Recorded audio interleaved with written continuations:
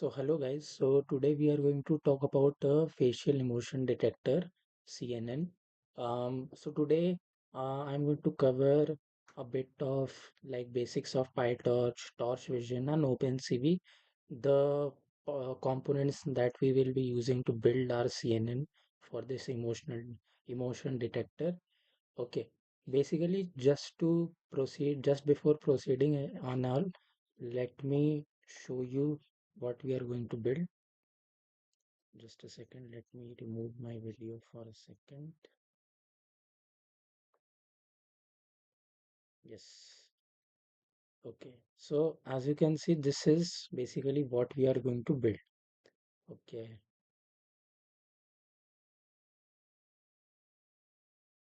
Yes. So as you can see, basically, uh, based on the emotion of the person, like right now, you can see that this person is uh, like looking very neutral. Okay. But as soon as he smiles, it says that he is happy. And also you can see a confidence score over here. Okay. Basically, how much confident the model is in predicting that, okay, this person is happy or not. If I go once again like normal, it is saying neutral, right? It changes real time. Okay. It is now saying that I'm happy and all. So this is basically what we are going to build. Okay. And this is going to be our project. Okay. So how are we going to build this? Okay. So first of all, there are a few prerequisites that I want you guys to know beforehand. So first of all, you should have some kind of idea of CNN. Okay, if you don't know what are CNNs, what are convolutional neural networks, how do they work, or even if you don't know basically how basically neural networks work and all. If you don't know any two of those, I have solutions for you. Basically, if you don't know what neural networks are, how they work, you can basically watch this video of mine. It covers almost all the basics of neural networks. Okay. And it also has a practical guide at the end. Basically, I've built a very small neural network in TensorFlow. That was in TensorFlow. Okay. So you will get like quite under like very bit of introduction of TensorFlow, but not PyTorch. For PyTorch, this video is going to be enough if you like to cover the basics. Okay, because PyTorch is like not very different from TensorFlow.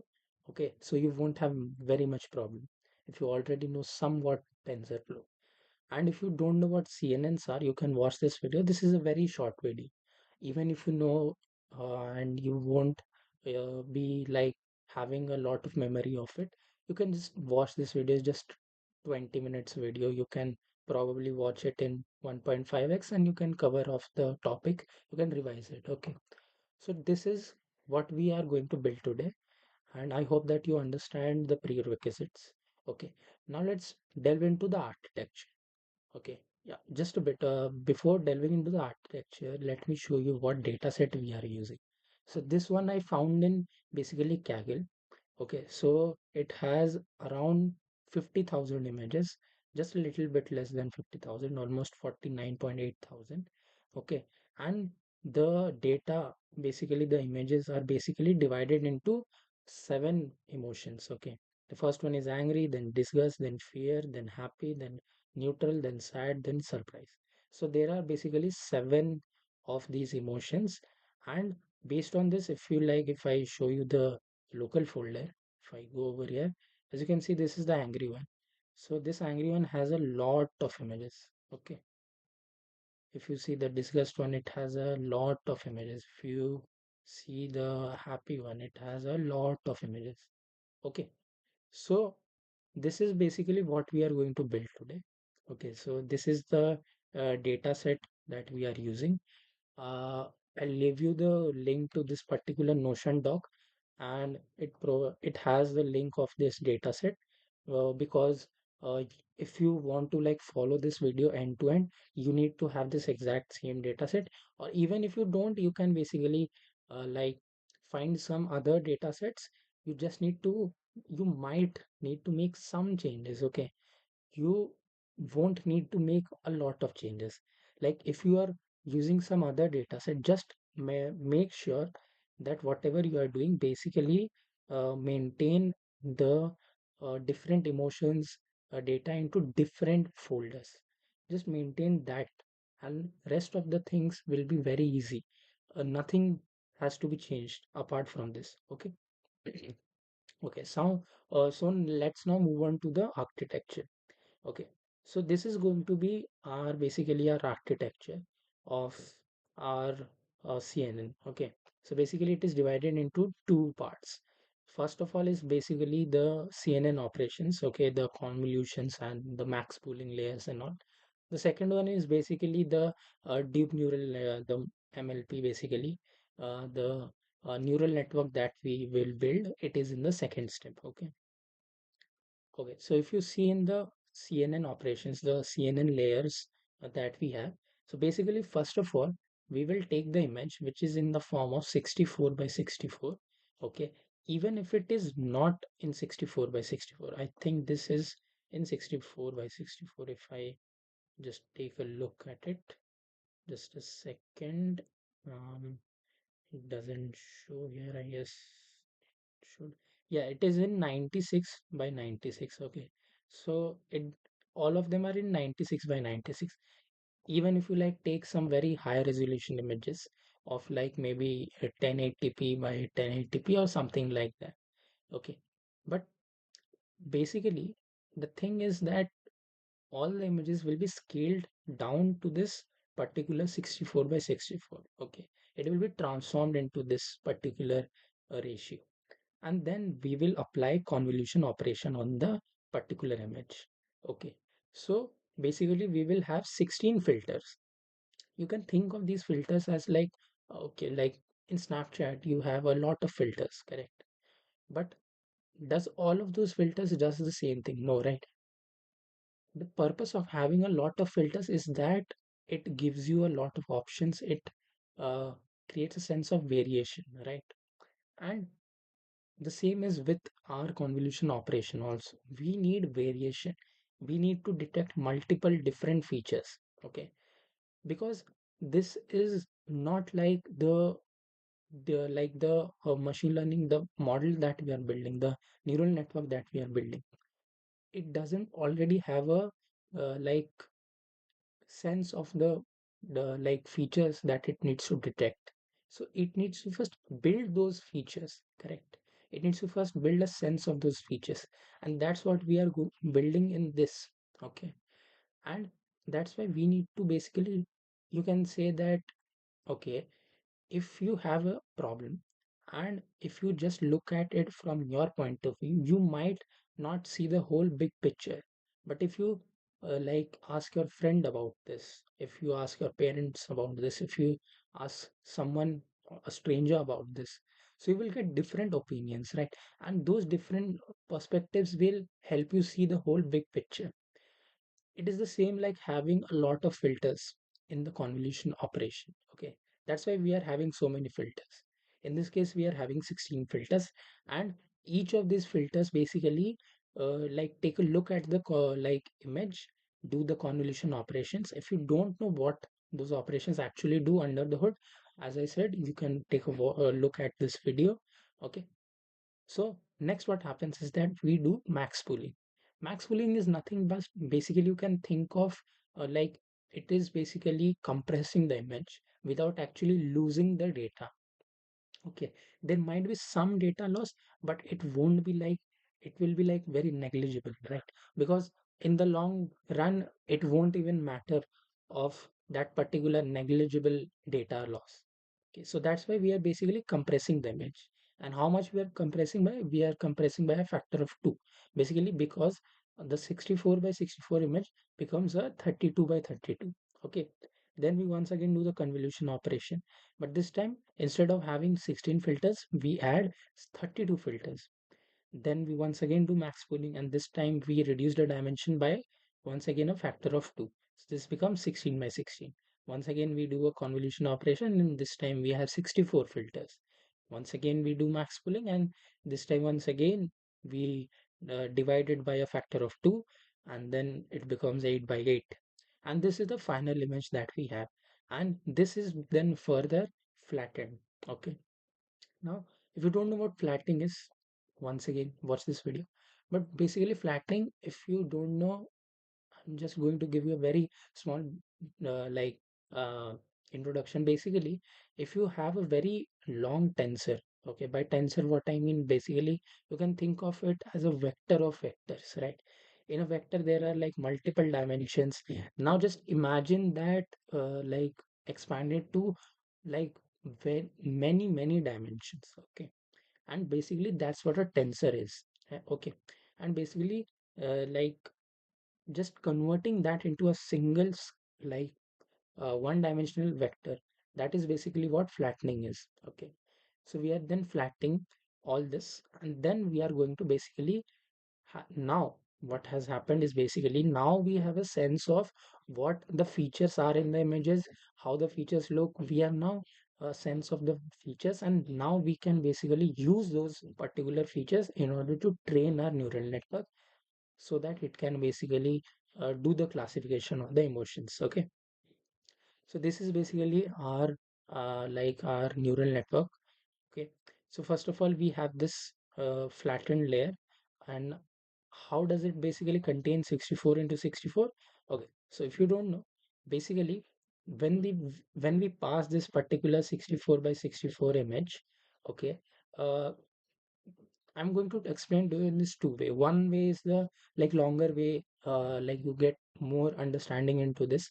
Another one is just a shortcut. Okay, it's just like a small intuition, you can say, small common sense thing. Okay, so first way, basically this 64 by 64 images image has basically three channels. Okay, the three channels are basically red, green, and blue. Okay, you know, RGB lighting, keyboard, and all. Correct. So basically those are the three channels of this image. Those three channels are basically converted into 16 channels once we pass 16 filters through it. Then it becomes 32 channels, then it lastly becomes 64 channels. And at the last, what happens is basically when we flatten, in order to like find the number of elements present in the flattened vector, in the 1D vector, what we can do is basically multiply this 64 channels that we have with the 8 by 8 image that we have. So it's basically 64 multiplied by 8 multiplied by 8. So 8 by 8 is 64. So that becomes 64 by 64. The second way is basically you can think of it, okay, it's just 64 by 64 image, and we are not doing anything to sort of like scale down the image. Of course, we are like compressing the image a bit, but that is not the same as basically changing the whole dimension of the image. Okay. So at the end of the day, you can basically think of that, okay, this image is going in our neural network, so it will be 64 by 64.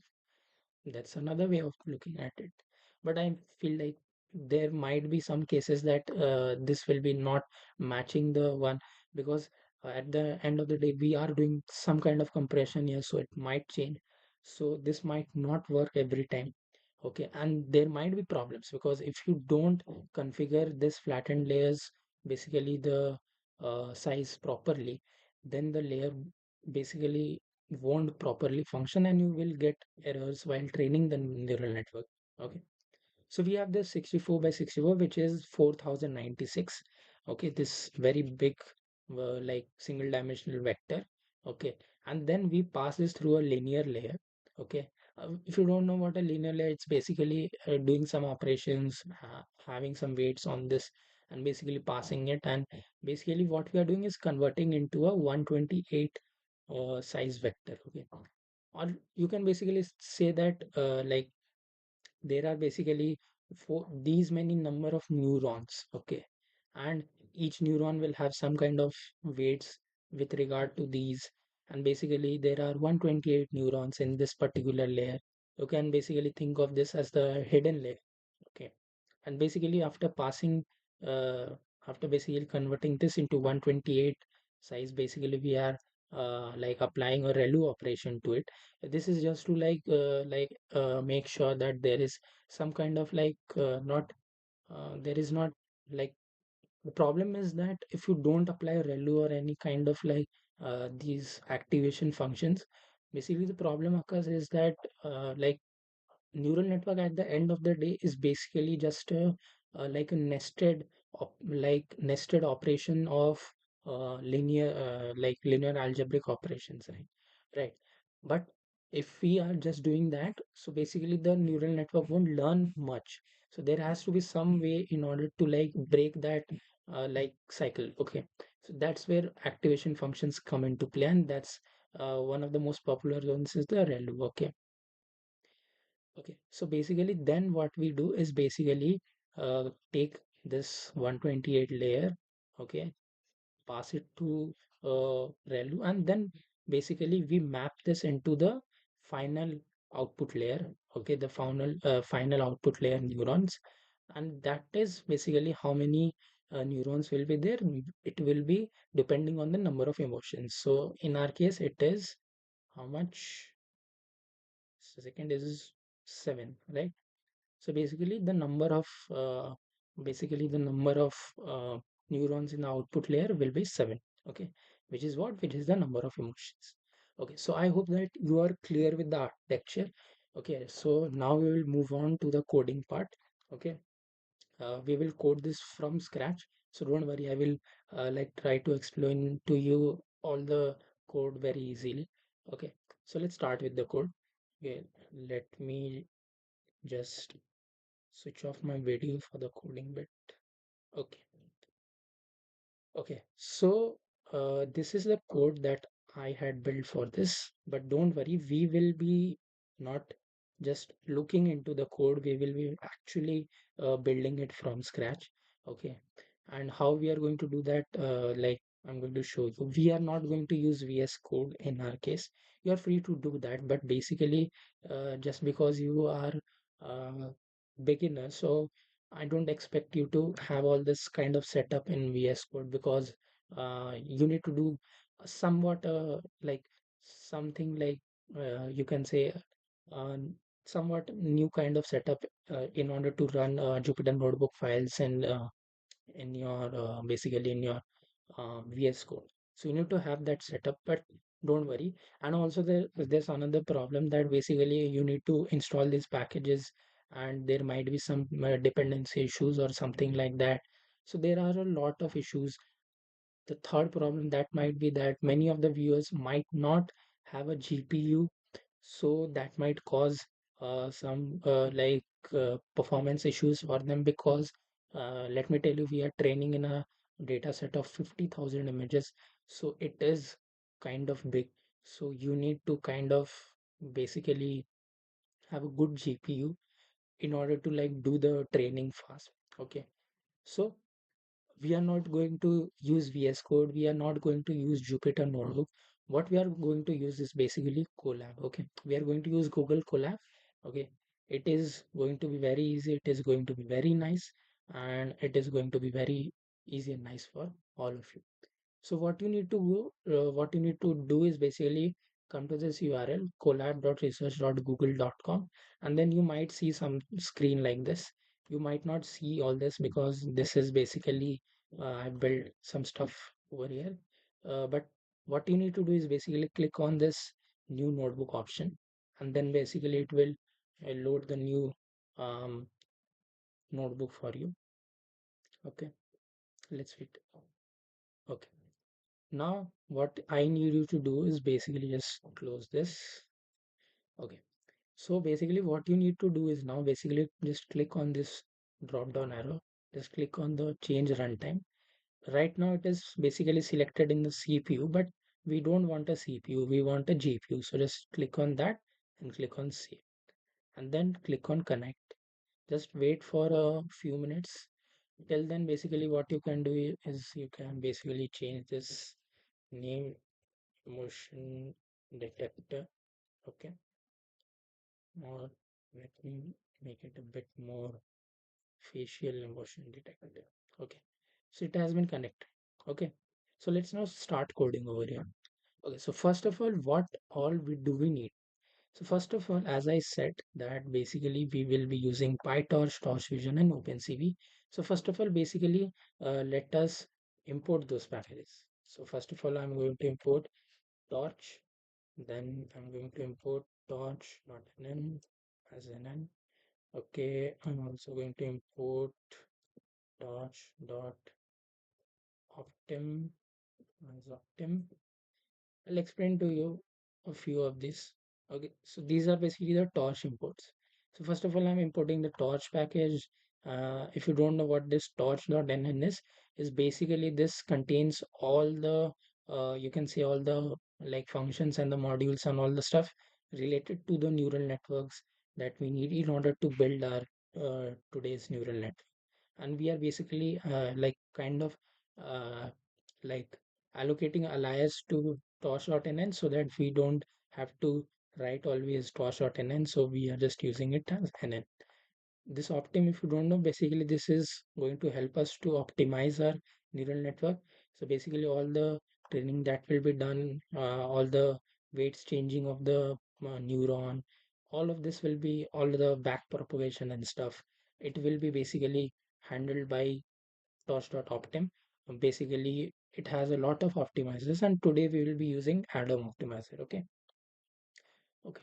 Now let's do the imports in relation to vision. Okay. So it is torch.vision. We are going to import datasets and transforms. These two are like basically required in order to like basically do the manipulations in the data sets that we need to do is basically in relation to these and all, and a lot of others you will see. Then basically, yeah, I have another torch thing from torch.utils. Uh, yes, the data loader. Then we have the random split also. Okay. Then I also need pillow. Think image will be enough. Yes. Okay, so these imports are enough, I think. Okay, we need to also import CV2 also, OpenCV. Okay, so I think these are enough. We are good to go now. So this is basically, as I said, I've already mentioned, these data loader is nothing. Let me move it to here. Okay, so data loader is basically help us to basically take this data and basically then basically load it into the neural network, you can say. Okay, and random split I'll like basically teach you later down the video what it does. Okay, and basically we are using pillow in order to like do some, just like I mentioned, some manipulations to the image, some transformations and stuff. Okay, so let's run this. Okay, it runs successfully. Okay, one thing you might be noticed that I don't need to basically install Torch or Torch Vision or Pillow or OpenCV. It is because these packages come installed by default in Google Colab. So that's the beauty of Google Colab. Okay, you don't need to like maintain VNV file like this because like let me tell you this, when I ran in my local setup, basically this particular VNV folder like it was like 2.4 GB or something because Torch and Torch Vision is actually that big of a package, but Google Colab handles all of that for you. Another thing that we need to do in order to, before proceeding all of this, we need to basically upload our data set. So what you need to do is basically you just click in this page will open, the Kaggle one. If you don't already have a Kaggle account, I highly recommend you to build one. And then basically you just click on this download and then just click on the data set as zip. And basically I'm not downloading it because I already have it, but it will give you a zip file. Just basically you need to basically unpack that zip, and then you will have a folder like this, okay, which I already have. So I'm just going to upload this data folder over here. Okay, so how I'm going to do that is basically you can see there is this particular option. Okay, if I go to, where is it? Yes. Okay, just a second. I think so. There might be some issue with this. Mm, oh, just a second. It is not giving me like an option to upload a folder. I don't think so. There is any option to upload a folder. Just a second. Let me see. Um,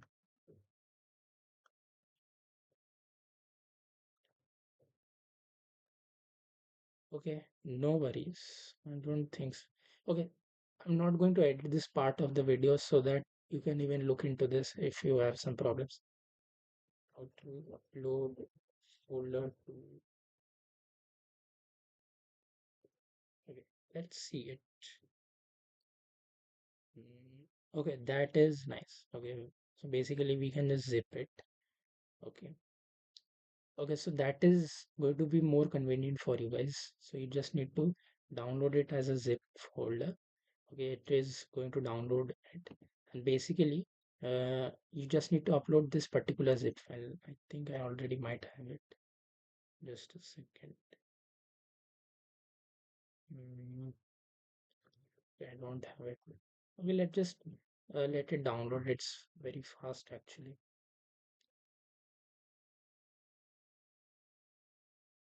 Okay, so our file has been downloaded. Okay, so let me rename this promotion data data. Okay, now let me come over here and just need to upload it. So just select just a second. Just a second, guys. Okay, so you just click over here, upload, and then basically select the zip file that you have. Click on open, click on OK. It will take some time to upload. Till then we can basically continue uh, delete this. I don't know how it get. Okay, so till then basically we can continue coding. Okay, okay, so basically now all of our packages have been installed. Our data is basically getting uploaded. So what we need to do next is basically have some configurations. Okay, so we are going to have some configurations. Okay. Okay, so what all configuration are we going to do? Okay, so first of all, I'm going to have a data directory. Okay, let me write it in caps. Okay, so this is basically the directory where all of my data will be present.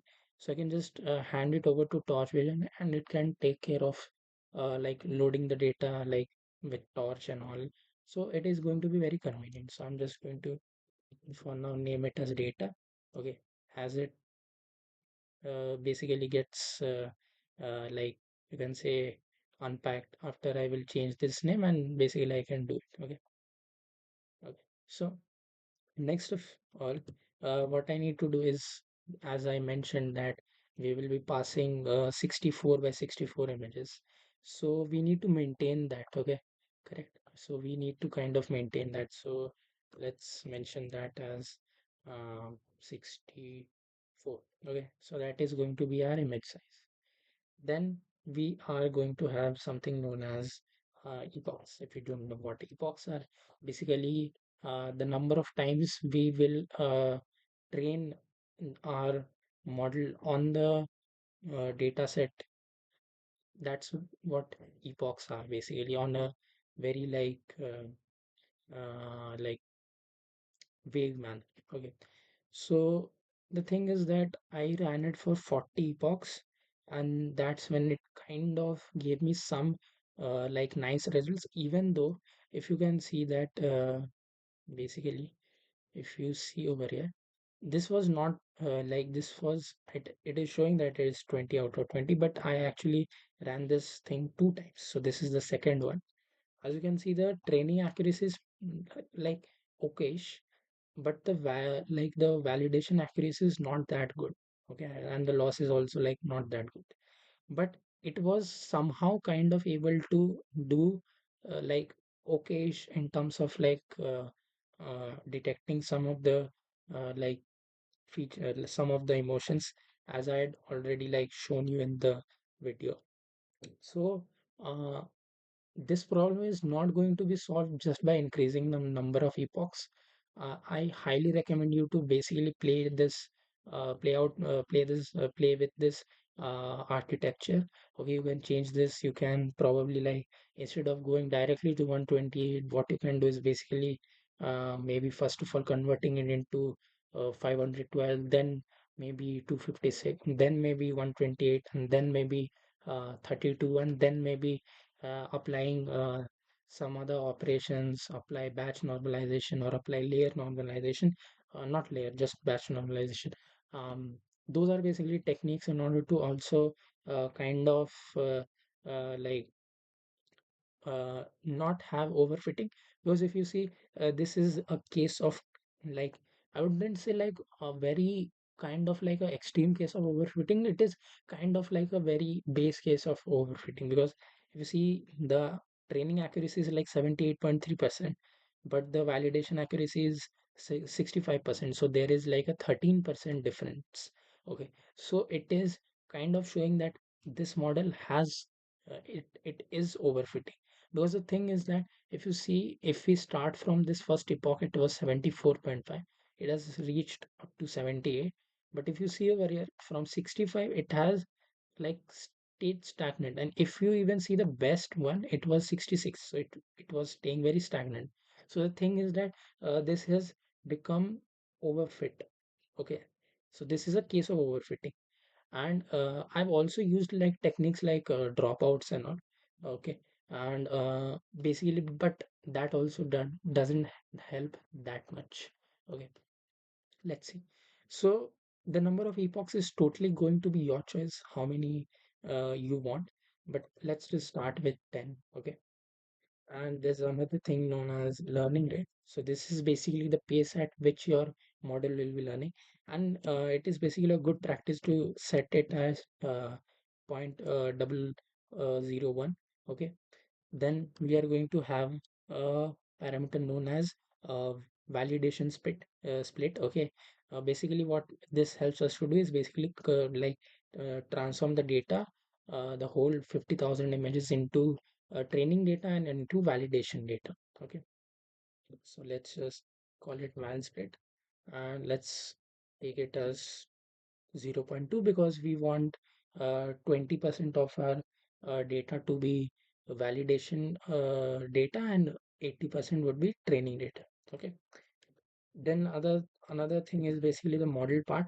This is where we are going to basically store our model. Okay. So this is let's just name the model as model.pth. Okay.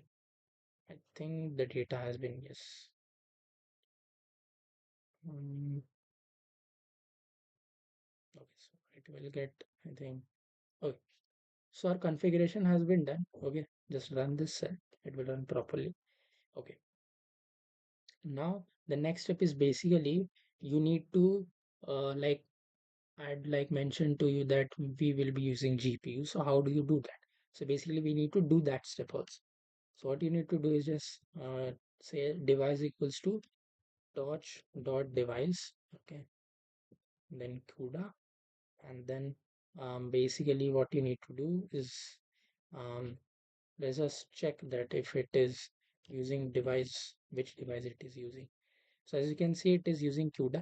If you don't know what CUDA, just know that if your device is CUDA, it is basically using, you can say it is basically using the GPU. Okay. Okay. So now what our next step is?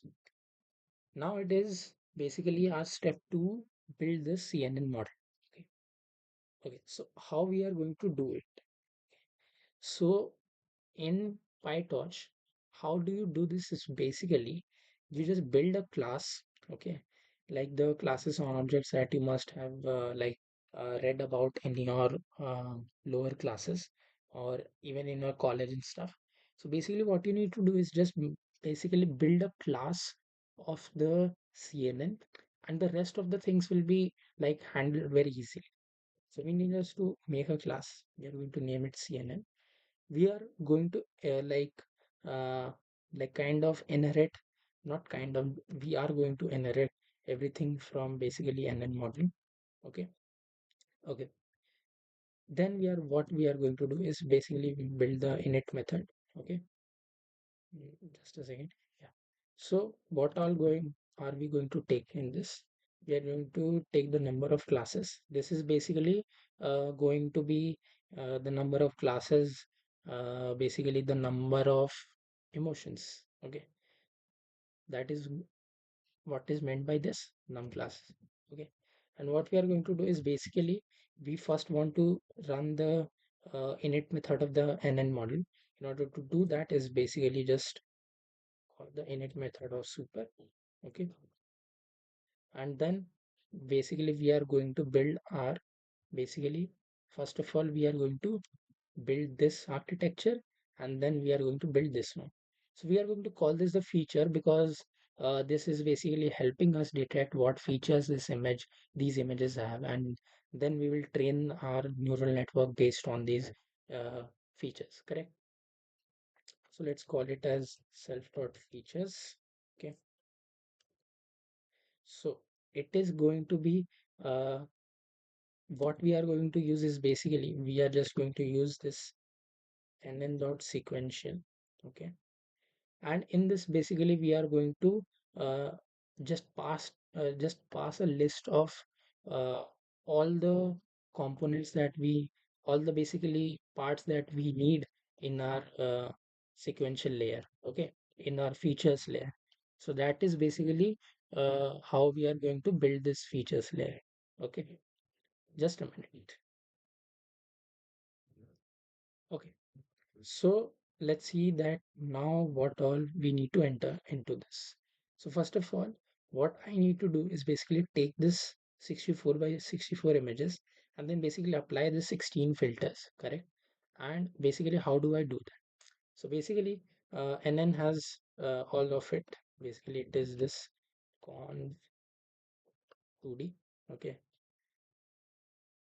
And basically, then you need to first of all, as you can see, you need to first like mention what are the number of in channels. Okay, so what are the number of channels that are entering into these filters? That is basically three: red, green and blue, correct? So we will just enter over here three. Okay, if you see the next one, that is basically the out channels. Now how many of are there are basically, this is basically the number of filters that you want to apply. Okay, so that is just 16. Then there's the kernel size. Okay, now the kernel size is basically, you can think of it as basically what is the size of the filters that we are applying. So it is going to be an array of the like basically the features. Okay, filters. Sorry. If you don't know all about this, I highly recommend you watching that particular video so you know about this. Okay, but in this case, we are going to use a kernel size of 3. You can just imagine it as a 3 by 3 matrix. Okay, then we are going to apply a padding of 1 because applying a padding of 1 basically helps us to basically keep this uniform. Okay, you can just uh, take that. Okay, introductory example kind of like thing. Okay, next of all, like what we need to do is basically we need to basically we just can't like do max pooling and all, and just like I said that it will not be very helpful for the neural network, so we need to add some kind of activation. Okay, so basically what we are going to do is basically you know, we are going to apply relu, and then we are going to apply the max pool. Okay, we are going to apply max pool 2D. Okay, and we are just going to basically like write the by which factor you want this particular image to be compressed by, and that is basically 2. Okay, now I'm going to just copy this, then just do the next one. Now basically the input of this particular like second layer of the convolution will be 16, correct? Because you see now the number of channels are not 3, it is number of channels are now 16. So I put this as 16. Next, how many filters we want this time? We want 32. So this will be 32. Kernel size and padding will be same. Max pool will be also same because we wanted to convert it into 16 by 16. Okay, let's paste it again. Now this time, basically, our number of in channels will be what? 32, and our number of out channels will be what? It will be 64. Correct. Kernel size and this will stay the same. And this we will be like doing all this. We will be flattening the layer in the next step when we are basically doing this. So don't worry about that. Okay. So this is all about in the features layer. Okay. Now we are going to basically build the classifier. Okay. This is also going to be an dot sequential. Okay. So first of all, what we are going to do, we are first of all going to flatten it. Okay. Then what we are going to do is basically uh, take the flattened layer and then basically apply a linear layer and then convert it into 120. So how we do that? Basically, we apply ln dot linear.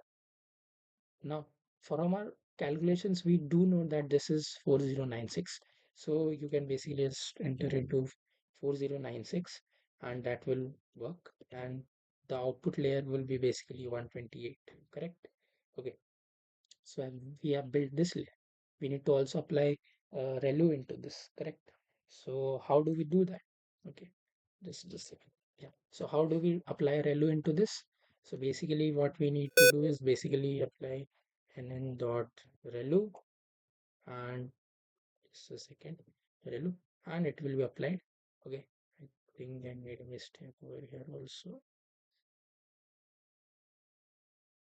Okay, just a second. I just made a mistake at just a typo in the relu spelling. Okay. Okay. After that, what we are going to do is we are going to apply a concept known as dropout. Okay. And what is dropout? Basically, if you have a lot of basically neural networks. Okay, let me show you an example. Neural networks. Okay. If you see this particular image, if you see this image, basically, if you see, um, use this particular neuron. Okay, this is the input layer. We are building something like this, correct? These are the hidden layers. This is the output layer. This is the input layer, correct? In the input layer, there are how many? One, two, three, four neurons, correct? In the hidden layers, there are these many neurons, and the output layer has these many neurons. So what dropout helps us to do is basically the goal of dropout is to basically like to minimize overfitting. Okay, and how it does that is basically in each of the layer. Okay, it randomly switches off some input, like it randomly switches off some of the neurons. So by switching off, what it basically means is that let's say that I select this particular layer and I want to switch off basically let's say 50% of the neurons. So basically, there are four of these. So two of these have to be kind of like switched off. So how it does that is basically it will randomly choose. Well, let's say it chose this one and this one, let's say. So it will just like kind of these two neurons will no longer participate in this basically in this particular you can say in this particular epoch. Okay, so what it helps is basically, let's say that you have this particular neuron. Okay. So it is getting a date, like it is getting an input from this neuron also, this neuron also, this neuron also, and this neuron also. As you can see, it is going from this to this to this to this, and this to this, correct? So this neuron is getting data from all four of this. Now let's just imagine that this becomes kind of dependent on this neuron. Okay, so basically what happens is that let's say it gives a lot of weight to this particular neuron and very less very less weight to or very less importance to these three neurons. So what will happen is that even if this neuron does not contain very like weightful information or very important information, it will still affect the output of this particular neuron, because this has now become very much dependent on this particular neuron, correct? And it will not basically give very high importance to these three particular neurons, correct? It will just give more importance to this neuron. So basically it has kind of, you can say, it has developed a bias for this particular neuron. So we have to kind of break it. So we use dropout.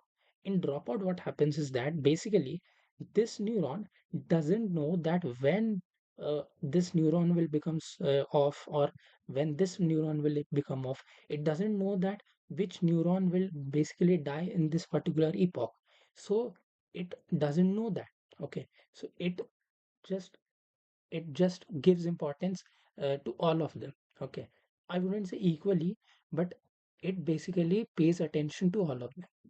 Like, just to like give you an analogy, basically let's say that in a company the CEO says that if the people are basically not coming to the office, out of those people we will just randomly fire some of the people. Okay, and if there is someone like there is another case, like, just take this case only, that like CEO will fire anyone like randomly from the among the people who are not coming to the office.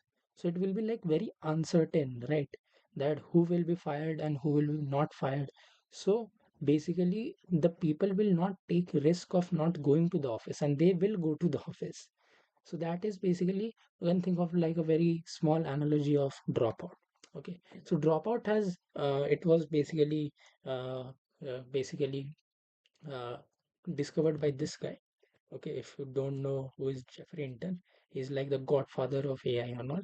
Okay, so he basically discovered this in a paper, I think in 2014 or something, and ever since that time, uh, like dropout has been implemented in any sort of neural network that you can think of. Okay, so we are also going to do it.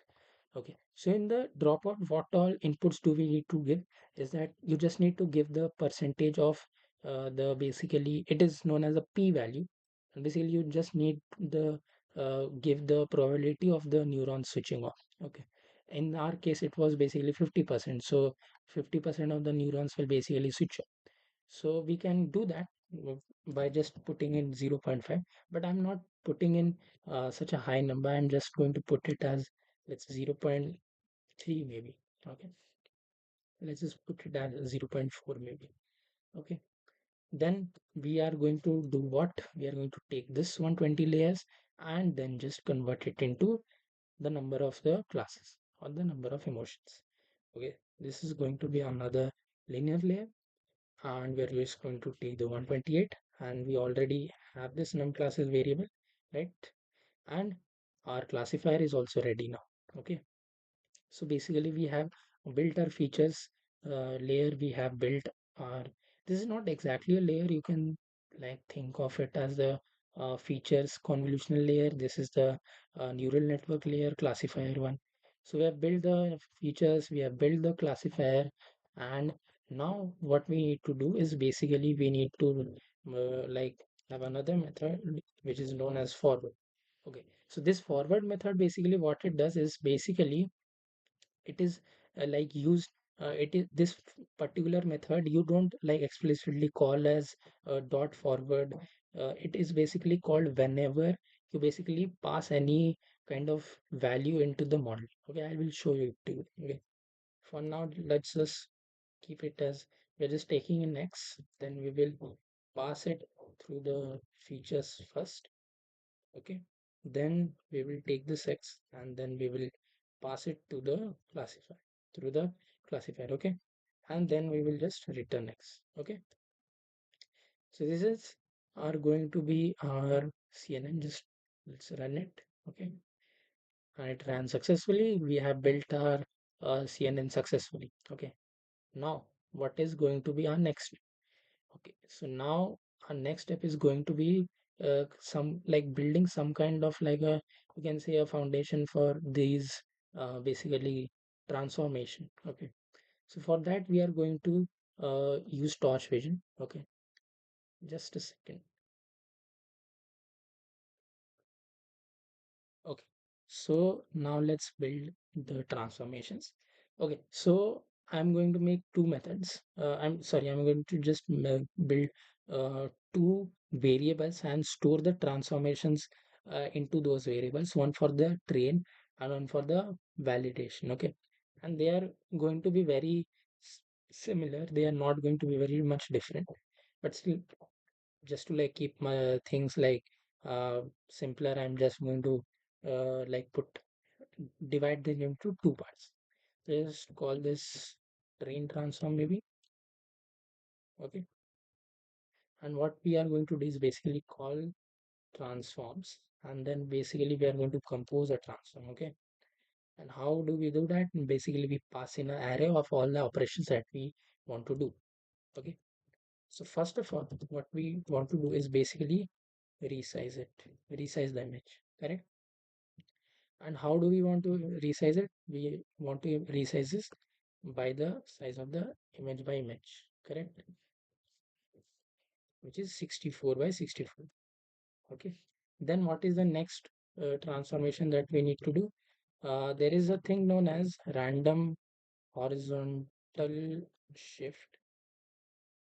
And okay, so what is basically random horizontal flip is basically um, if you see this particular image, okay, so if I flip this like flip this horizontally, the output layer will be appearing on this side and the input layer will be appearing on this side. Okay, correct.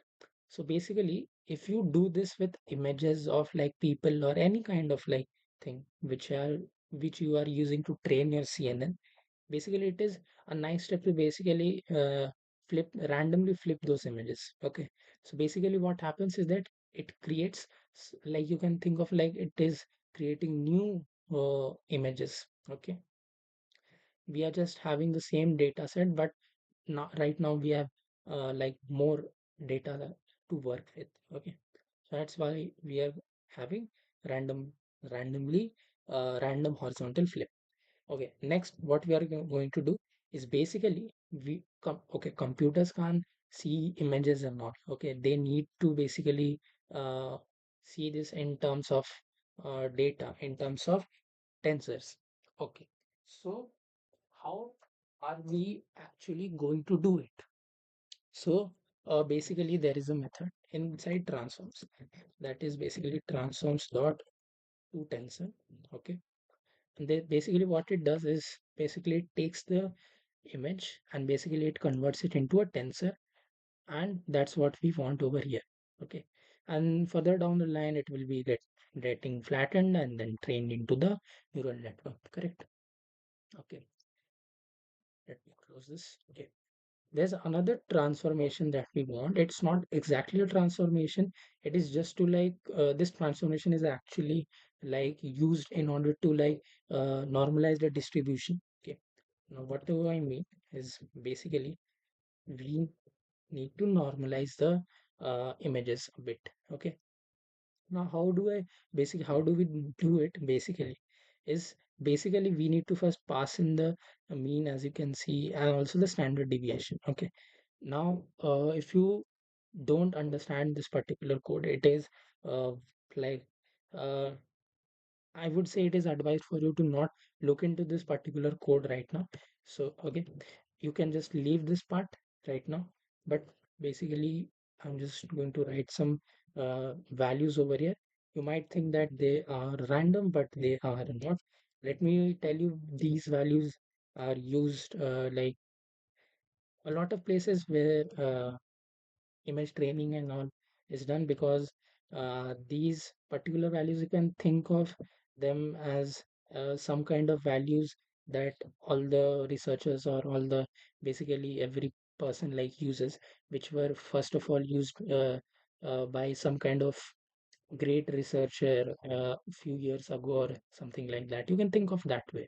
Okay, and it is exactly true. Okay, these values that you see over here, they are not random values. Okay, so basically these values are actually used to basically normalize the distribution of the colors of the basically the pixels of the image. Okay. Basically, what happens is that each pixel ranges from 0 to 255, correct? Now, what happens is that this number is very high. So we need to normalize this number so that it can basically converge with a very short interval, and it is very easy to understand for the model. Okay. So how do we do that? Basically, that is known as normalizing. And for that, what we need to do is we just need to pass the like the mean of the particular data, and then we also need to pass in the standard deviation, and then this particular method will handle all the normalization. Okay, so how do we get the values for the mean and the standard deviation? Okay, so there was a like particular CNN. It is known as ImageNet. Okay, so basically this is ImageNet, and basically they were, I think, introduced in 2011 or something like that. And basically they had trained the model based on this particular distribution, based on this particular mean and standard deviation values, and that's what we are also going to use. Okay, now what I want to do is just pick this part, and just what I want to do is just uh, name it as val, and then just do this. Okay, because this is going to be the same. Okay. So let's just run it. um, okay, it is not very okay. I think this will work. This has to be capital also, right? Yes, so this works now. Okay, so if you got this error, this is how you solve it. Okay. Okay, now our next step is to basically load our data set. Okay, so first of all, let's see that how are we going to basically get this zip file into um okay. Okay, let me just take care of this and then I will get back to you. Okay, so I have found the solution. So basically, I got this particular line, this particular code snippet from Google. And basically, what this does is basically it takes the zip file that you have, and basically it extracts it to wherever you want. Okay, so you need to do this exact same code. Okay, so basically, you need to just mention what the changes you need to do is basically you just need to mention the name of your zip file, and basically keep this as it is, and basically just run it, and it will basically you will get see this particular folder over here, and if you just open it, you will see all the data over here. Okay, if you just it will not open over here because it is too large. And what I need you to do is basically just rename this as data. Okay. Okay, so now we are good to go. We can basically load our data. Okay, so what is the code for that? Okay, let's just call it as maybe full data set, and we are going to use data sets which we imported from Torchvision. Okay, and we are just going to give it the image folder. So Torchvision is actually that easy to use. Okay, and basically we have this particular variable which we had created in the start, right? And over here data del, which is the dot slash data. That's why I had mentioned you to basically change this name. Either you can change the name over here, or you can basically change the name over here, however you like it. Okay, there's another basically parameter. You need to also transform these images, correct? So we have built the transformer. Basically you can think of the transformer, basically how these images will be transformed. We have already built it, so we are just going to use the range transform. Okay, so it's transform equals to range transform. Okay, now let's just load it, and let's just also see the number of images in this. Okay, as you can see, there are almost 50,000 images in this. This also means that our data was unpacked perfectly. It is working perfectly. Okay, now let's move on. Okay, now let's see the classes that we want to work with. Basically, the emotions that we want to. Let's call it as class names. Okay, and it is going to be very simple. You are just going to take this on this full data set dot classes, okay, and then just uh, like also I want also the number of classes. So what you need to do is just pass in the length of this, and let's just also see what all classes we have. We have angry, disgust, fear, happy, neutral, sad, surprise. So as you can see that Torchvision is such a powerful library that what you need to do is just import this particular datasets module, and then basically just pass in the image folder and pass it how you want to transform, and it will do all the transformations for you. It will basically look into the data folder that you have, and it will basically like have these arranged properly. Okay, it will very easily understand that this is a class, this is a class, and we are basically doing a multi-class classification problem. Okay, so PyTorch and Torchvision, both of these make this very simple for you. If you want to do this like from scratch, this is like very difficult to do. Okay, so we have that now. Okay, so now basically what we need to do is basically we need to split this data into training and validation. Okay, now why is training and validation required is that you can't just train the model and just be dependent on it. You need to have some kind of validation metrics. So that's why we need to have some validation data preserved earlier beforehand, before starting the training. Okay, and we had also like mentioned that our val split is going to be 0.2. Basically 20% of our uh, full data set will be basically going into the validation. Okay, so how do we do that? First of all, let's keep a count of the validation of how many it should be. So basically what I'm going to do is, first of all, I'm going to take the length of the full data set. Okay, and then basically multiplying it with the val split, and then basically what I'm going to do, just a second, it says that val split is not defined. Is there any sort of spelling? Okay, I think I had made some mistake over here. Okay, okay, this is going to be capital, my bad. It was small. Let's run it again. Okay, and another thing that we want to do is basically convert this whole thing into integer. Okay, so we need to make sure of that also. Okay, then what is going to be the train count? That is very simple. Okay, either you can basically do this, instead of like doing this, you can basically put this into a bracket and 1 minus this. So this will be multiplied by 1 minus 0.2, so that's 0.8, and then this will happen, right? Okay, so this works. This also works. Another thing is basically let's do that one only. That will be like very simple. Okay, so this is basically this, and you just minus the val count from here. Okay, this is also very simple. Now we are going to basically uh, basically converting, basically splitting the data. How we are going to do it is basically we split it into train and val, and we are going to basically use the random split that we got. Okay, so by random split, what do I mean is basically it is not going to be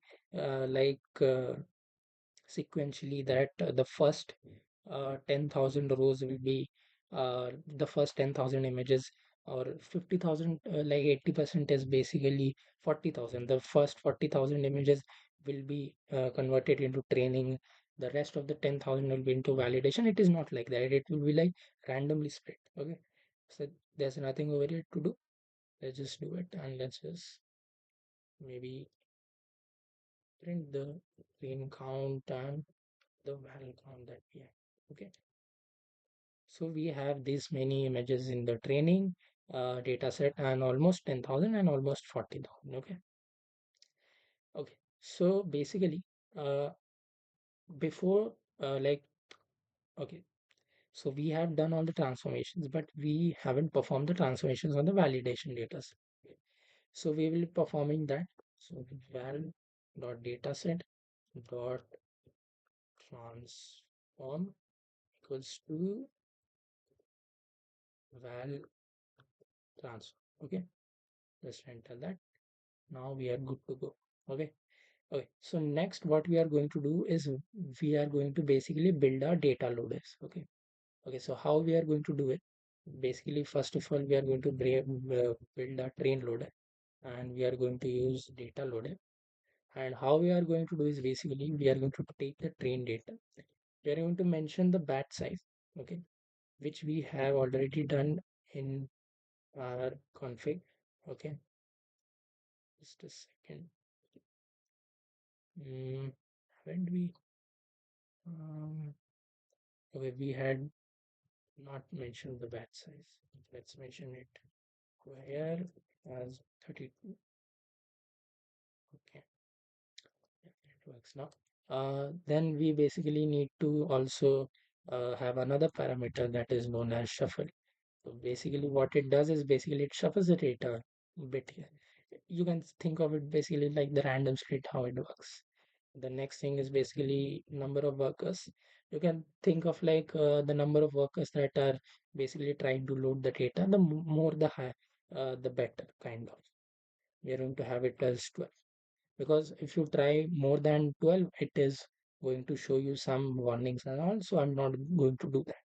There's another thing known as pin memory. Okay. So what is pin memory?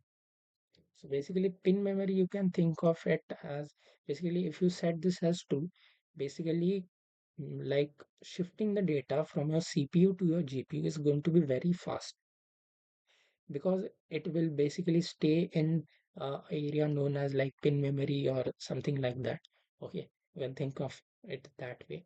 So basically that way the data is like very fast to load. So I'm going to set it as 2. There's no more to set over here. I'm just going to copy this, and it is going to be val loader, and we are going to take the val. Okay, nothing else to do over here, just run it.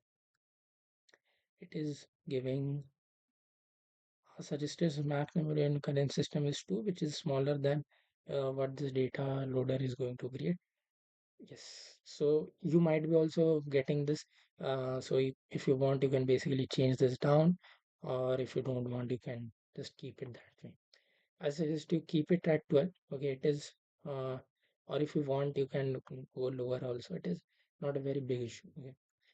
So now we are going to build an instance of a model, and then we are going to basically code our training loop. Okay. So let's build our model, which is CNN. And what all do I need to pass? Basically, I just need to pass the number of classes. Okay. Which is what, um, let me see, it is num class. I think so. Let me print it over here. Yes, then it is okay. Okay. And we also need to basically ship this to our GPU. So that's why I'm using this dot to device. Okay. So basically it will take the model and shift it to our GPU. Okay. And then basically we also need to build a optimizer for us. Um, Basically you can call this as criteria. Uh, we will build the optimizer, but the criterion is basically it is used to basically you can say that it is basically um, it is calculating the loss. Okay, so we are going to use the cross entropy loss for the optimizer. As I had already mentioned that we will be basically uh, using Atom optimizer. So that is optim dot Atom. We are just going to pass the model parameters and the learning. Nothing else to do over here. Okay, let's just run it. Okay, so we have now convert like we have run the model. Okay, okay.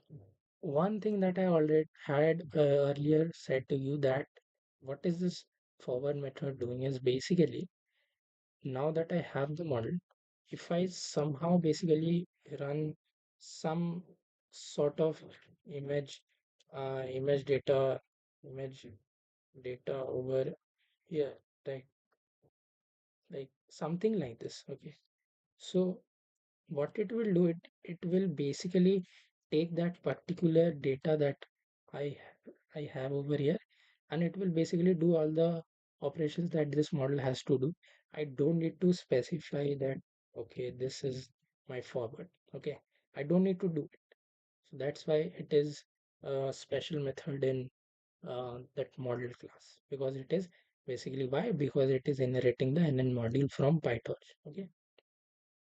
Okay, now our main job is to basically build the training loop. Okay, so this is going to be a big task. Okay, this is probably going to be the part where you are going to code the most. Okay, so if you want, take a break right now. Okay, you can like get some coffee, get some rest and all, and then you can like continue this part. Okay, I'm also going to like come prepared with some coffee and all. Okay, so just a minute. Okay, so let's now continue.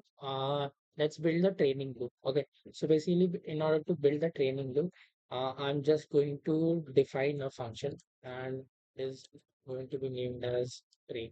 Okay, and what I want to do is basically, first of all, I'm going to just uh, keep a track of the accuracy. Okay, so I can probably name it as best app, and I'm supposed to initialize this to 0. Okay, 0.0, because we are dealing with floating point numbers for you. Then what I need to do is basically I'm going to run a loop. Okay, it is going to be epoch in range starting from 1 till epochs plus 1. Okay, you can do till from 0 to epochs also. Okay, that is not a problem.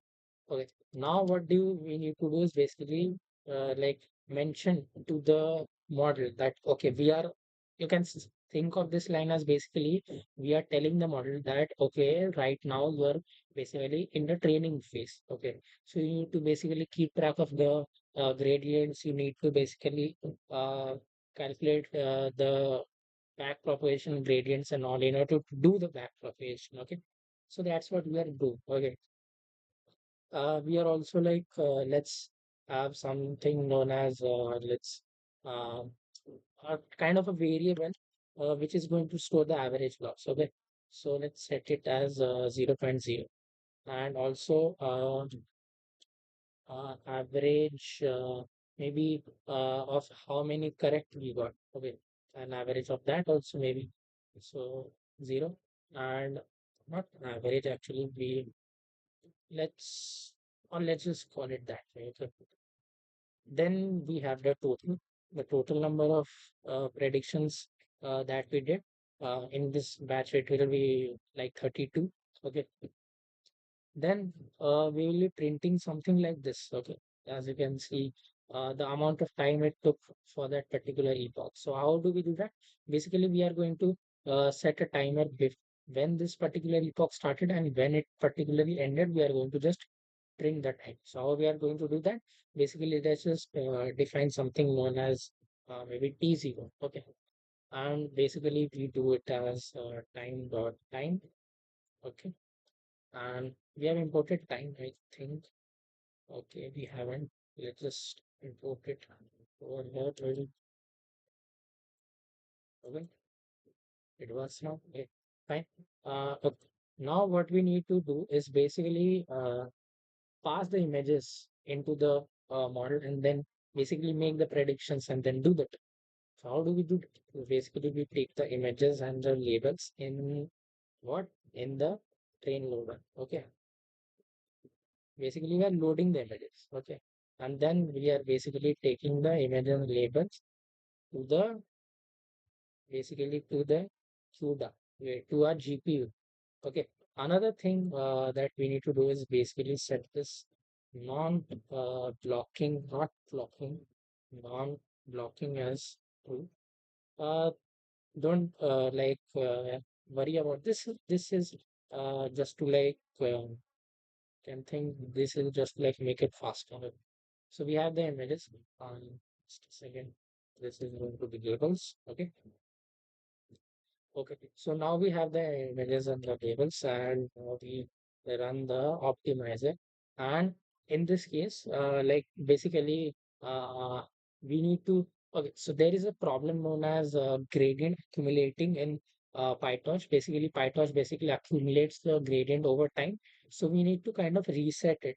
Okay, so that it doesn't affect the outputs. Okay, so we are just going to do optimizer dot zero grad. Yeah, just a second.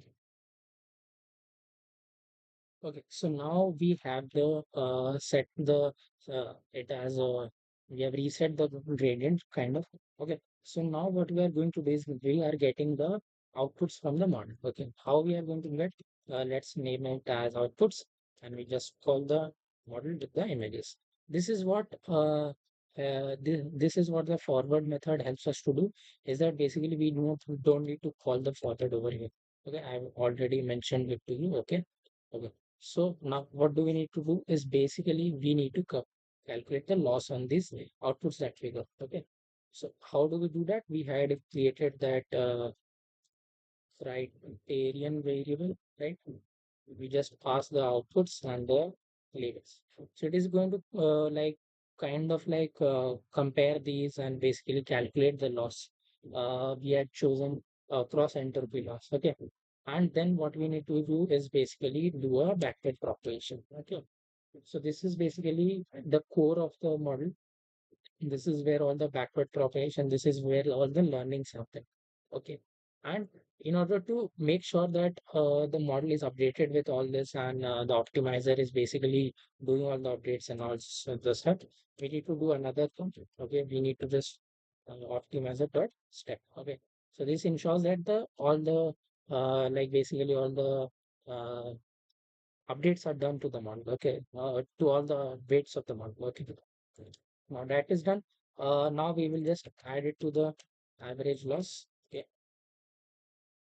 So how do we add it?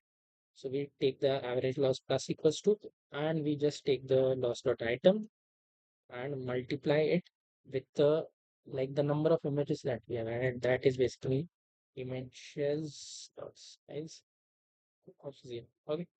This is how we get the average loss. Okay. This is exactly not what you think like the average loss.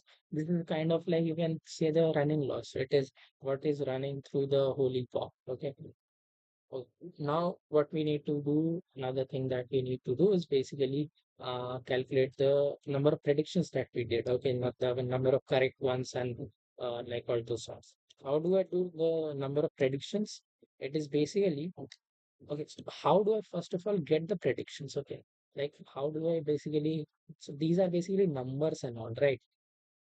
So how do I basically like match these with the labels and all? So how do I do that? So basically what you do is just take any variable and we are going to store this in this particular threads variable. Okay, so what I'm going to do is basically I'm going to take the outputs. I'm going to run a method which is one of our limits, and I'm going to set the dimension as well. Okay. So what this does is basically it takes the like each of these, you can say basically, okay, this neuron corresponds to the angry label or something like that, and basically it gets the top value, you can say. Okay. So basically it is kind of like helpful in order to see that which label did it predict for this selection. Okay. So this is what the outputs what max did does. Okay. Now what we have is basically this average, correct? So basically we are just going to like see that what's the number of predictions that we got right and how we are going to do it. Basically we are seeing if labels, the number of labels which are the basically the number of threads that are equal to the labels. Okay. We are just going to sum those and we are just going to get it as a scalar value. Okay. Now we are just going to add this particular value, this number of images, okay, to that total. Okay. So now we have this. Okay. So there's nothing we need to do inside this loop. Okay. In order to like getting the all the outputs and all. So we can basically get out from this loop. Okay, so what do we now need to do? Okay, so our basically training is done now. Okay, but we need to also side by side also evaluate. So how do I do that? Is basically I set the model as even. Okay, because if you see this, why do I need to set it as low? Because earlier I had set it as model or train, but right now I'm just evaluating it. So during evaluation, what you need to do is basically you don't need to basically do all this backward propagation and updating the weights and all. You just need to basically evaluate it. Okay. Okay. So what do I need to do? First of all, let's see a validation loss. Okay, we are just going to calculate the validation loss, the number of correct validations that we got. Okay, and let's see the validation total. Okay, okay. So what we are going to do is basically this time, like I mentioned, that there is no backward propagation or no like loss calculation or gradient calculation, and so we are not going to use gradient. So for that, what we do is with torch dot no graph, and we are going to just write all of our code inside this while loop. Okay, because this is not a while loop. Sorry, this is just ensuring that we are not using like any gradients because we don't want that. This is like saving resources and all. Okay, so what do we do? We just kind of take this particular code that we have. Okay, and this time we are just going to make it as val loader. Okay, just a second, I need to, yes. Okay. So what all changes do we need to make over here? These images and labels are correct. So need they don't need to be changed. Okay. They will be like the same over here. Okay. But what's the things that we need to change over here? So first of all, you don't need this optimizer dot zero graph because we are not optimizing this. You don't need this loss and all. Okay. Of course, you need the loss, but you don't need to basically do the back propagation and the optimizer dot step in order to like updates the weights. And because you don't want to do that. Basically, you just need to take the images and the labels, then calculate the output and like basically get the loss, and then basically kind of you are just going to do here what we did over there. Okay. Just a second. Okay. So this is what this is what called as val loss. Okay. Then this stays the same, and then we have what? Then we have threads. This stays the same. Then we have average, not average correct. This is going to be val correct, and val total. Okay. So now that works. Okay. So we have all that. Okay. Um, Now we don't need to anything in order to do this. We had done all the validation stuff and all. Okay, so now what we need to do, just a second. Okay, so yeah, so now we need to do what is basically get the actual loss and validation loss and the whole training loss and all in this particular epoch because we have like looped through all the images right now and that in this particular batch in this particular epoch. So we need to like, get the all the loss. Okay, so how do we do that? Is basically I'm already getting the like all the uh, auto suggestion. So I just auto completed it. So basically what happens is that first of all, I'm getting the average loss and it is basically dividing it so by total. Okay. Now why am I doing this is basically I'm basically taking the average loss throughout the whole epoch. Then I'm also getting the average correct by total. And then for the validation and for the validation, I'm also doing the same, and then I'm going to basically calculate the time. Okay, basically the final time that it costed, and I'm also going to calculate the elapsed spec, and basically it is t1 minus t0. Okay, perfect. Um, okay. Then what happens is basically I'm just going to print some information. Okay, that this is okay because like this is going to be these informations that you see over. Okay, so I'm just going to print epoch. Just a second. Okay, this is epoch number, epoch, and The programmable box will be epochs. Okay. Uh, yes. Okay. Then what I need to print is basically I need to print the train loss, and for that I will print the average loss till three places, let's say. Okay. Also need to print the train accuracy. That is also going to be what? That is going to be uh, average accuracy. That will also till three places.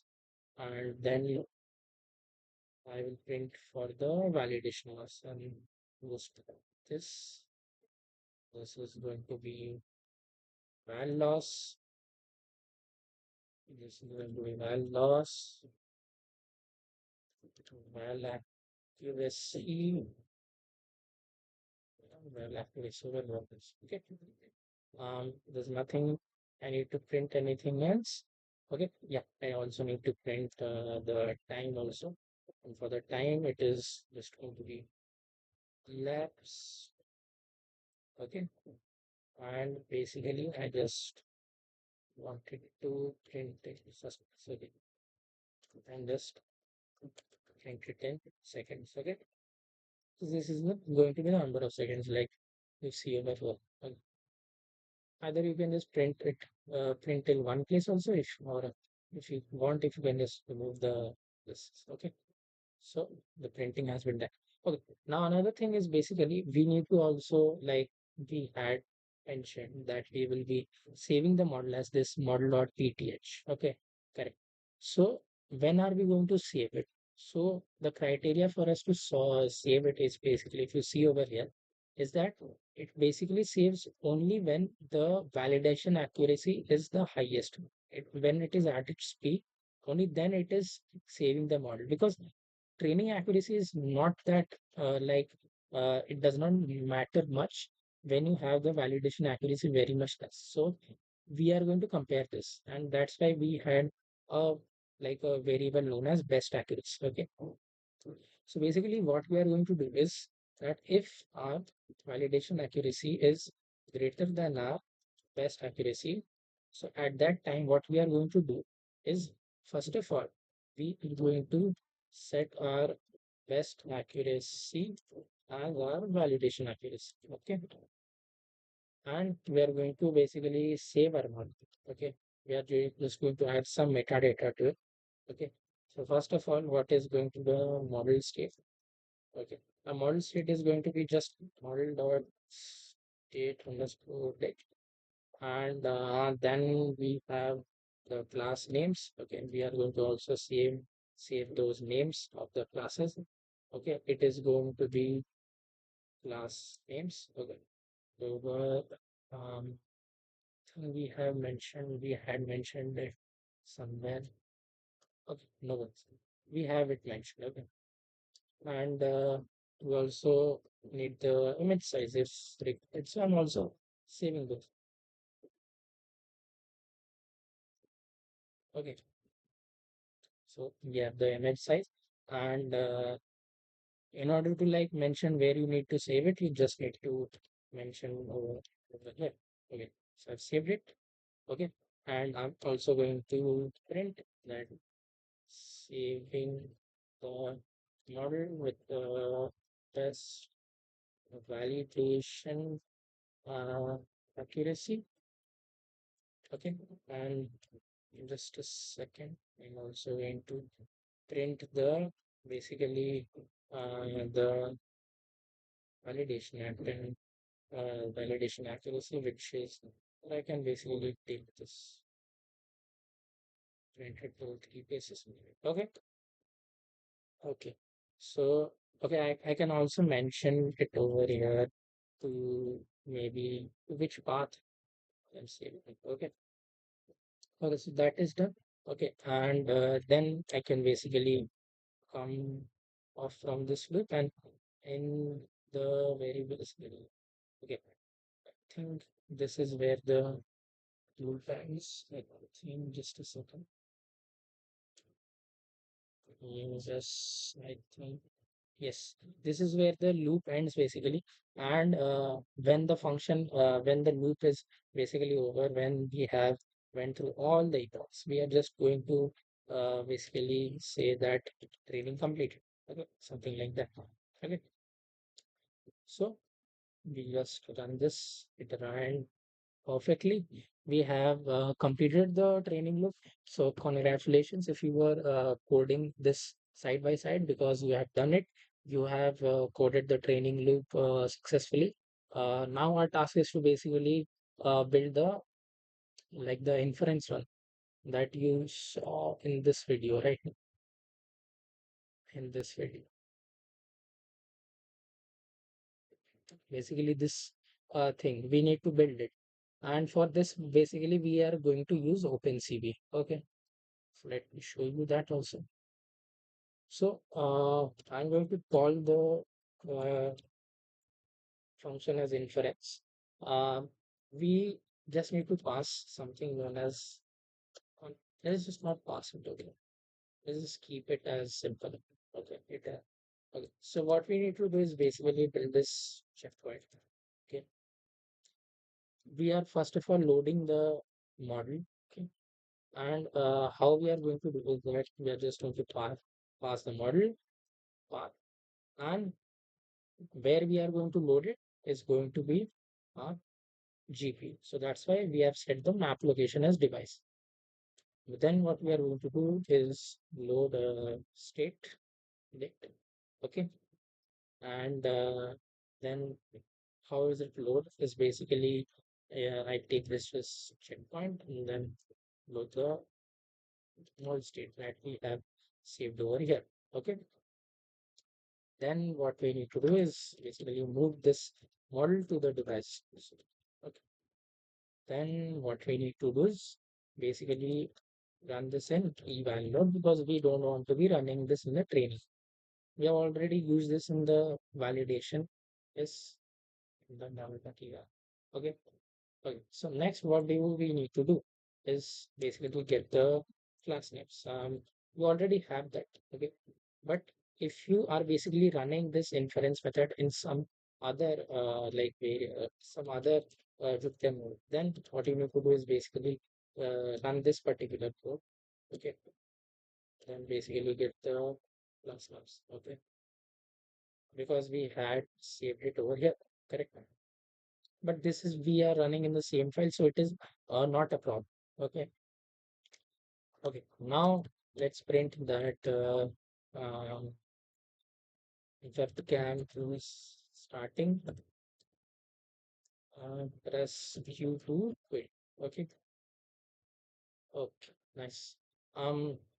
Now we are going to basically let's say I name it as webcam, and it is going to be cv2 dot video capture 0.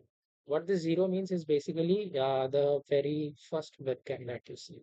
If you put this as 1 or 2, you might see something else, or it might not work because it depends, like which how many monitors you have, how many webcams you have, and sort of like that. Okay, so we have got the webcam, and if there are any problem in opening this webcam, what we can do is basically if not webcam dot is opened. So then we can basically print that uh, webcam with something like that. Okay. And then basically returns from this function. And otherwise, if it is there are no error, it is going to run the basically the inference in one loop. Okay. So it's going to getting the ret and the frame from basically this webcam dot read. Okay. So I'm just reading data from this webcam. Okay. This is the frame. Okay. This is the particular, the current frame that I'm getting from the webcam. And this ret is basically known as return. Okay. Basically, this is returned as true or false. If it is false, then basically what that means is that that particular frame was not captured. Okay. So you can basically like have something like this. If not ret, so if it is false, then basically just return or maybe just close this. Okay. And if it is not, then just continue doing what you were doing. So first of all, I'm going to get the RGB color. Okay, the RGB. Now we go do it with basically CV2.cvt color, then passing the frame, and then basically passing the type of that we want, and that is going to be this. Okay, we're just getting BGR to RGB. So basically what we are doing in this step is basically like CV2 by default, it takes in BGR. Okay, it does not take the channels as RGB. So it is totally opposite. So basically we are converting into RGB using this particular CV2 transformation. Okay, then what we need to do is basically I need to uh, convert this image into basically the particular image size that I want in order to like let's say I name it as resized image, and basically what I'm doing is I'm using pillow for this. Okay, so I'm using from array RGB. Just take this particular image and basically resize it. Okay, if you see uh, resize, not this one. Okay, resize, and then basically I need to enter the size of the image, and that is basically going to be image size slash image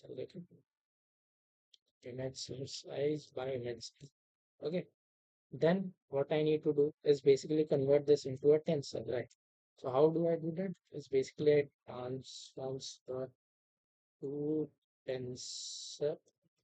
Basically what I will pass, not this one. We'll do potential. Okay. And this I'm going to basically pass to resize image. Okay. Okay. Now, what I'm going to do next is I'm also going to do the normalization. Okay. I'm also going to do the normalization. The same normalization that we did over here. Okay. This one. So how do we do that? Is basically we pass values, three parameters. The first is the tensor, and then this the standard deviation and the mean and the standard deviation. Okay. Then we are also going to unsqueeze this so that it is basically fit for the norm. Okay. So squeeze, I think that was right. And we are also going to convert, like shift this to the GPU. Okay. Tensor dot unsqueeze dot. Uh, Let me see if it is command unsqueeze. Okay. Okay, so this seems to be right. And then we will basically do the inference. Okay. How do we do that? Is basically we use torsion lower cat because we don't need any gradient. Okay. So first of all, I'm just going to get the output. Okay.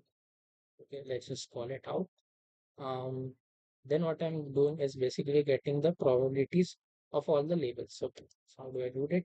So basically of all the classes actually, not the labels of torch dot nn dot functional dot softmax. Okay, so I'm using a softmax, and then basically what I need to do is just passing the variable and basically is in the dimension as well. Okay, so basically this is converting all the numbers that you see in this out. Okay, okay. So all the numbers that you see in the output layer, these are basically converting into softmax. Okay, this into like particularly into like probabilities. Okay, and all of them basically add to one. So basically all of these uh, there will be like particular numbers for the angry one, for the disgust one, for the fear one, and those numbers will be particularly converted into probabilities, and all those seven probability numbers when added will give a answer to one. Okay, so that's what we are getting in the props. And then what we are doing is we basically take the like the one with the top probability, and we take its index also, so that we can basically like print that okay, this is the emotion that we have predicted. Okay, so how do I do that? Let's call it prop and prop index maybe. Okay, and how do I do that? Is basically torch.max and I pass in the props and so on. Okay, then let's get the label for this one. That what is basically the labels. So I'm doing class names, and then basically I'm just going to get the not top. It is the prop index dot. Okay, so this is going to get me the label. Okay, I'm also showing the like as you can see in this video. Okay, you see over here, it also shows some kind of like confidence meter that okay, this is how much I predicted the month. So how it does that is basically we can probably like print it. So how do I get that? Let's call it conf. So how do I get that is basically top, basically just this probability that we have. Okay, this is the confidence that we have. Okay, we can basically represent it in terms of like percentage also, just like multiply this with 100 and we will get it in percentage also. That is also nice. Okay, but we don't want any sort of that. Okay, now this we have done everything. Now the only thing is remaining is just that we need to basically okay, show that okay, you need to basically you have this particular emotion. Okay, that's basically how this will work. Okay, so let's see cv2 dot put text frame, and then basically I'm just going to like print it over here that okay, this is the label, this is basically what's the emotion, and this is the confidence of it. I'm just going to print it through two places. Okay, and nothing else to print. And the place where we are printing it is basically very close to somewhere like 1030 maybe. Yes. And then CV2. This is the font that we are using. Okay, Hershey Simplex. Yes, and we are going to select this font face as 1.0. We don't want it to be very much thick, and for the color it is going to be green. Okay, and for the color it is done. Okay, for the thickness it is going to be true. Okay, you can set it accordingly. It is just like design preference. Okay, so basically this is RGB in terms of RGB, red, green, and blue. So we have set the green pixel as 255 and the rest of as 0 so that it will appear as green. Okay. Now I'm also going to show it in terms of like a window, uh, just like we uh, like like just like we saw that in the video. So I'm just going to call it motion detector. And in the bracket, let's just mention that this Q2 continue, Q2 quit. And I'm just going to display this. Okay, nothing also over here. And another thing, I just need to see that if someone actually ends up clicking Q, you need to basically like stop the video cam. Okay, so how do we do that? Is basically if cv dot wait key here, let's put it as one, and basically zero f of equals to or the q. Okay. So basically what we do is break the loop and outside the loop, outside the loop, yes, outside the loop now. So cap the release. Oh, sorry, what was it called? It was on webcam, right? So it is webcam dot release. We are just closing it and CV2 dot list all of this. Okay. Okay. So congratulations. You have wrote the code for the inference also. So just run this, it will work perfectly. Okay. So we have successfully wrote the whole code for the inference also. If you are following along the whole video till now, it is till now what has been a couple of like 1.5 or 2 hours, I think, right now. And it like it is really good that you have stick till the end of this video, and it is nice that you have like wrote the inference on all. Right now, what we need to do is just we need to run the training loop, and it will get trained, and then you just need to see the magic happen once we do the inference. Okay, so let's do that also. Okay, so let's just now run the training loop. Okay, so in order to what was I think it was this. So let's just do that, and it will start the training. Okay. Okay. While it is training, let me just tell you one more thing. Okay. The inference that we have built over here, it is dependent on the webcam. Okay. Like what we have seen over in this video. Okay, correct. It is like inferencing in real time. Okay, but let me tell you that this particular feature will not be available if you are training this whole training and doing all the inference in Google Colab.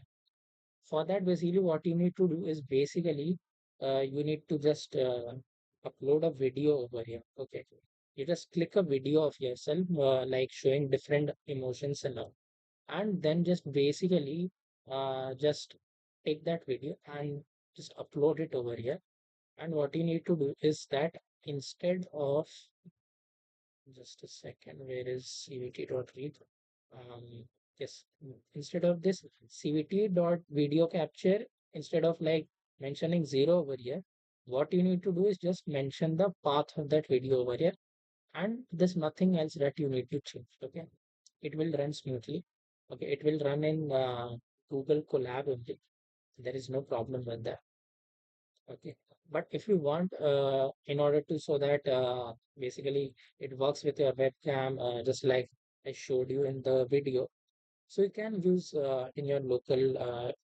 Just it's a bit difficult that you need to, not a bit difficult, but it's still easy. You can basically probably use Jupyter Notebook or VS Code. You just need to basically set up. Let me just show you what all things that you need to do. Okay. Okay. So you just need to create a directory for that. Okay. Maybe just then just go inside the directory. Then you need to basically run uh, this few columns. Okay, there are a few columns. There is this particular one. Uh, this will also work. Okay. First of all, you need to create a virtual environment. Then you need to basically install all the packages that we require. And I think that it has a yes. We don't need scikit-learn. Okay. Um, we also don't need pandas and NumPy and all. Matplotlib is also not needed. Seaborn is also not needed. Torch metrics is also not needed. This is like if you see in probably like in TensorFlow, there is a particular line of code which is a model.summary, which shows all the summary of them. So uh, Torch has a particular separate library for that. Okay. So what all packages you need to do is basically prepare a requirements.txt, and then basically write in all the basically all the basic stuff that you want. Okay, and that's when you are going to basically get the local setup done. Okay, so I'm just going to delete that particular. Okay, let's now check whether a training has been done or not. It is reached till the fifth epoch. Okay, so I'm gonna pause the video over here, and I'm going to come back when the model is trained. Okay. Okay, so the training has been completed, and as you can see, the like the best one was with the validation accuracy of 0.639, which is like around 64%, and the training accuracy is like 67%. In this case, the model is still not overfit. it is like still not actually very much trained also. Like 64% and 67% is like poor accuracies. Okay, but I'm not going to train it more because it is probably going to take some more time. Okay, so basically, your task is to basically you can basically what you can do is basically increase the number of epochs over here. Okay, you can probably try 20 or 25. You can try maybe different batch size, maybe different image size, or maybe the you can basically change the architecture over here.